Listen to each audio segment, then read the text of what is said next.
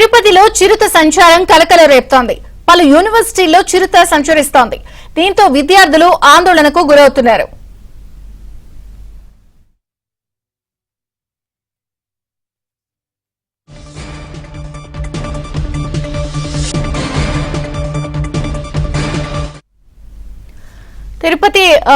తిరుపతిలో చిరుత సంచారం కలకలం రేపుతోంది. దీంతో పలువురు విద్యార్థులు కూడా కొంత ఆందోళన చెందుతున్నారు.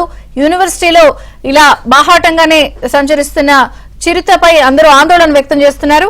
పూర్తి వివరాలు మా ప్రతినిధి దినేష్ అందిస్తారు. దినేష్, విజయ చంద్రిక, మొత్తం మీద విద్యాలయాల్లో పూర్తిగా విద్యార్థులు రాత్రులు చదువుకుంటారు. యాక్చువల్ గా రాత్రులు 8 నుంచి అర్ధరాత్రి 2 వరకు చదువుకునే పరిస్థితి. అయితే వాళ్ళకి ఇటీవల కాలంలో బయట రాకుండా ఆంక్షలు విధించారు, ఫ్లెక్సీలు పెట్టారు.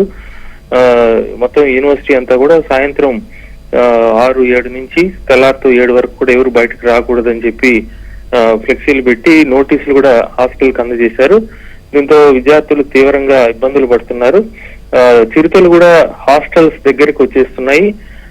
విద్యార్థులు వీడియో తీస్తున్నా కూడా అవి వెళ్ళడం లేదు. పైగా సౌండ్స్ చేస్తుంటే కూడా కదలడం లేదు. చాలా దగ్గరికి వచ్చేసి అక్కడనే హాస్టల్ దగ్గరలోనే కుక్కల్ని పట్టుకొని వాళ్ళ ముందరనే వేటాడి చంపి తీసుకువెళ్తున్నాయి. దాంతో పాటు ఆ యూనివర్సిటీలోనే చెట్ల పైకి ఎక్కి చుట్టూ ఉండే జింకలు కావచ్చు వాటిని కూడా తీసుకెళ్లే పరిస్థితి ఉంది.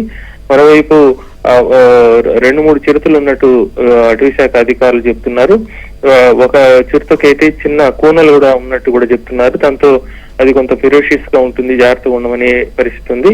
నిన్నటి రోజు యూనివర్సిటీకి సంబంధించిన ఏరియాలో అటవీ శాఖ అధికారులు చిరుత కూనల్ని తెలుసుకోవడానికి కూడా మొత్తం తిరిగాడారు. అయితే వాటి ఆచూకీ అయితే లభించలేదు. మరోవైపు 4 బోన్లు ఏర్పాటు చేసినా కూడా అవి బోన్లు చిక్కడం లేదు. దీంతో ఏం చేయాలనే విషయంలో పాల్పోవటం లేదు. మరోవైపు విద్యార్థులందరూ కూడా ఆందోళన వ్యక్తం చేస్తున్నారు. ఇది ఇలాగే ఉంటే విద్యార్థులు ఐక్యమై తీవ్రంగా ఉద్యమించే పరిస్థితి కూడా ఉంది, చిరుతల బారి నుంచి రక్షించమని.